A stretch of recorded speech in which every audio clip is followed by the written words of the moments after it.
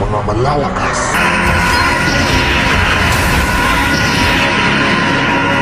Sino ang matitira? Sino ang magwawagi? So guys, marami nga pala nagre-request na kalabanan ko daw si Shizu. Alam kong maraming nag-aabang sa laban namin ni Shizu.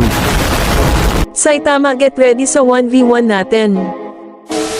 At sa araw na ito masisilayan nyo ang digmaan ng dalawang batak mag-aldas sa mundo ng Mobile Legends. Bambang, ngayon ko nahaharapin ang mortal kong kaaway. Bago ang lahat, kung hindi ka pa nakafollow sa akin page, baka naman manalo or matalo, sana hindi magbago ang pagtingin nyo sa amin. Ngayon matutunghayan nyo na kung sino talaga pinakamalakas mag-aldas sa amin. Early game pa lang makikita nyo na bardagulan agad kami ni Shizu. Kitang kita kung sino lamang sa santukan, pero wag nyo mamaliitin kalaban. Tandaan nyo ito, walang malakas na aldas sa early game.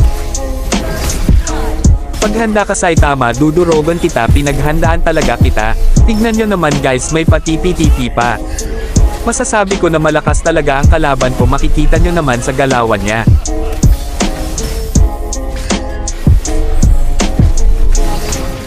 Yan na ba idol nyo, pang AI lang galawan? Masyado ka na maingay Shizu, siguro kinulang ka ng palo ng papa mo kaya wala kang disiplina sa akin. Like I said, lahat ng bida nagpapabogbog sa una. Saan ka punta Shizu? Atid na kita sa paraiso.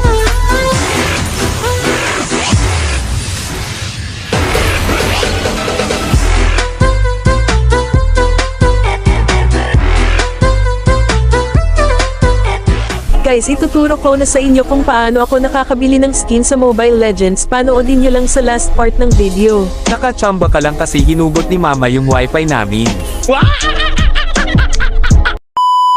Mukhang may papalit na kay Slayer guys, King of Reason. Takbo Shizu hanggat may lupa. At dito nagsabayan kami, dito mo masusukat kung gaano kakalakas sa strategiya. Maganda naman yung ginawa mo Shizu, first skill sabay flick out, balak mo pa ako baited aba, pero di obra sa akin yan. Dahil hambog ka kalaban, papakita ko sa'yo kung sino kinalaban mo Shizu. Yung tipong pag ako kumaltek sa'yo comatose ka 10 taon.